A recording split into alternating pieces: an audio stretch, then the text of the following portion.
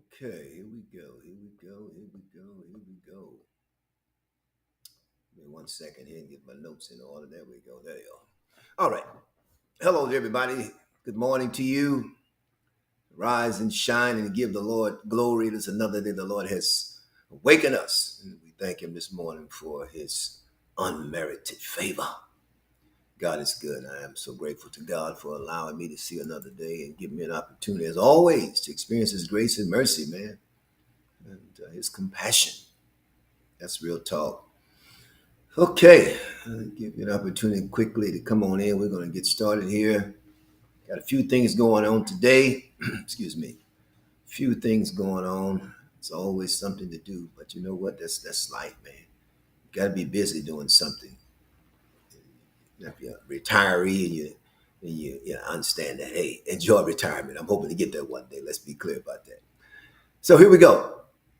Continue the teaching on steps to cultivating healthy and thriving relationships. Steps. It's not something you do accidentally or just happenstance. It's an intentional act of your will to become a better version of yourself, to engage. What does it mean to um, cultivate healthy and thriving relationships? And, today is a big one, and I'm trying to find a segue to present it without, I don't know, I got to say it because it's just like that. And the fourth, of course, is personal development and growth. Personal development and growth. And I know this generation, they equate growth with materialism and, gaining of money and all that's fine. But that does not equate to the areas that are very critical to your value in terms of who you are and ultimately how you impact the people around you. So I'm going to excerpts from some information I extracted as well. I'm going to give you some things that I've discovered myself. All right. So what is personal development? Personal development, personal growth. All right. Personal growth is a transformational process in which improvements are made in your physical, emotional, intellectual, spiritual, social, and or financial state. I was I don't eat a lot of fast food. I won't tell you which restaurant I went to the other day in a hurry. Let me get me something to eat. So I got to purchase a chicken sandwich and some French fries. I didn't eat the whole thing. I just had to eat something. Nevertheless, I go to the drive-through. First and foremost, the young lady who took my order, she lacked professional skills. I could see that, and that's okay. She's working, so that's a plus. But the other side of the equation, when I drove around to the drive-through window, she's on the phone, literally talking to somebody while she's passing me my order. It was funny. I laughed, but alarming.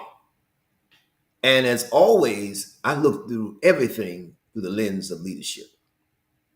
So the culture of that environment has given her the impression that it's okay to be this way. It's okay to be on the phone, with your boo, maybe. I don't know who you're on the phone with. And you're literally on the phone and you're passing me my sandwich and a drink. And again, it was alarming. At the same time, it was hilarious. So we talk about personal development, and sometimes our environments, our culture, our upbringing gives us some level of legality to be a certain way, and it's okay. But in the big scheme of things, you're out of your circle of people, out of your circle of individuals that perhaps tolerate those deficiencies in our personality, et cetera, you find out in life that people see you not the way some of your friends see you, and the value that you perhaps have with them, you don't have in the big scheme of life. All right. So this is important. This is huge, man. Because when you talk about personal development, I'm going to get to my lesson in a minute here. This is my single brothers and sisters. This is to married people, but more so the singles. Ask yourself what value. Put just take a piece of paper, put it on the wall, and begin to write down what do you bring to a relationship. What do you bring? Well, I'm good looking. I got physique. Okay, that's entry level. Real talk, man. What do you bring? We're talking about personal development now. All right. So here's the deal. Here's the deal. Understand, I'm not here to beat you up, but it's a reality. All right. Personal development is a lifelong journey that requires a commitment to learning, growth, and self-discovery. I'm still discovering stuff. I'm still learning. When you cease to learn, you cease to be of value. My Lord. You should always be a student. And there are things about you, case in point, self-discovery. There's some decisions that you made in life and you discovered that that was a bad decision, how you handled a bad decision. And unfortunately, if you don't address those issues, the cycle will repeat itself over and over and over again. So I want to take some excerpts from Stephen Covey, author of the book, The Seven Habits of Highly Effective People. Highly effective people. And he defines personal development as a continuous and lifelong process of improving oneself in various dimensions. He extends on this, including physical, mental, emotional, social, and spiritual. And of course, for me as a Christian, spiritual clearly is evolving into the characteristics and the nature of Jesus. Other than anything other than that is mute. Some of the other stuff does not equate to Jesus. Let's be clear. Covey emphasized the importance of aligning one's goals and actions with their values and developing a proactive mindset that focuses on personal responsibility, accountability, and self-awareness. Here we go. Personal responsibility, accountability. I tell my grandkids, I'm a leader, and I say to them, you first must be a leader of yourself before you can lead other people. First must be a leader of yourself. And leaders are coaches, let's be clear. So I say to them, I said, before you talk about leadership, you gotta lead yourself. Be honest with yourself. Where are you? Okay. Covey also advocates for developing habits and practices that promote personal growth, such as effective communication, goal setting, and continuous learning. Here's my point. Effective communication. I said it, and I'll say it again. You should be increasing your vocabulary. You should be, when words you hear someone use, you should, oh, I like that word. Let me look it up. Let me research it. And begin to integrate certain words into your communication. You can't be hip all your life. Come on, man. You know, you so cool that your vocabulary has suffered. Now you can't engage without cussing. Y'all got quiet right through there. You haven't developed the capacity to have a conversation intellectually because you haven't taken on the initiative to develop effective communication. Goal setting. Here's the deal. Continuous learning. All right. So I shared with you all maybe last year. I'm going to give you 6 steps to achieve personal growth and development. 6 steps. Number 1, believe that you can do it. That I can become a better version of myself. I can do this. All right. Number 6, know your inner self.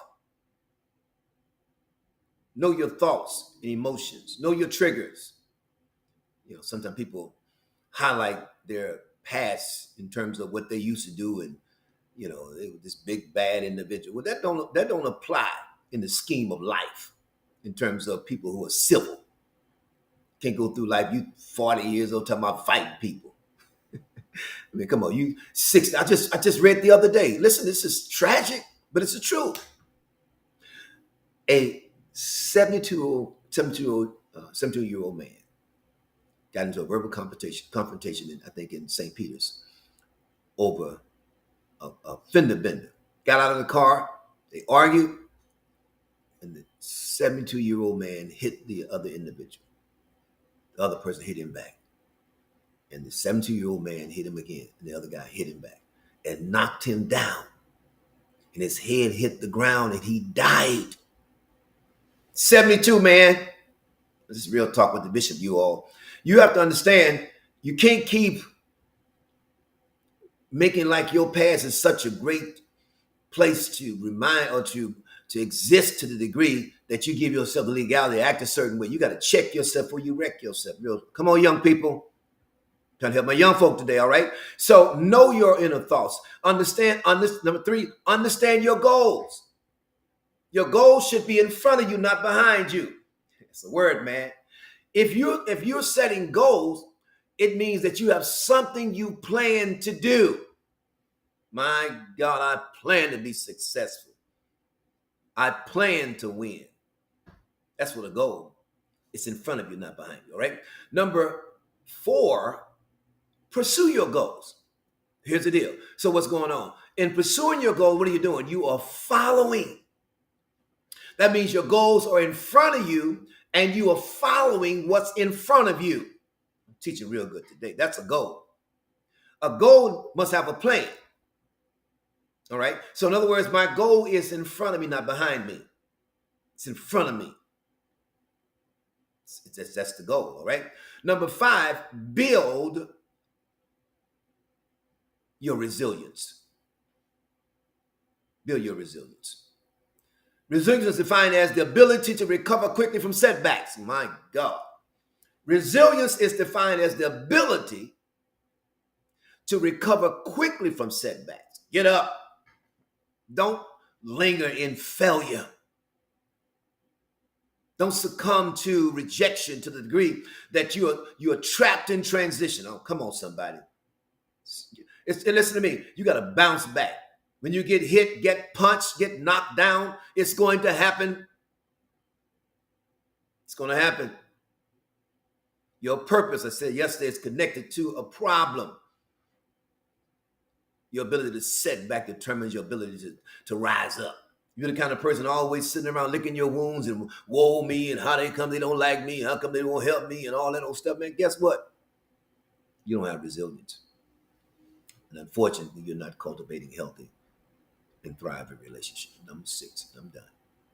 Improve your relationships. Improve. That's work. It's work. The first place is going to be family. That's huge. Friends, folk in the church, folk at work. That's what you do when you want to grow personally. You want to experience personal growth. Anybody can destroy a relationship, but can you build one? It takes special ability and strength and God and grace and all that stuff to build a relationship. Anybody can tear it down. Anybody can destroy their marriage. I mean, that don't make you, because you had your way as a man or a wife or a husband. Are you building your relationship? Are you making it better? What's your value?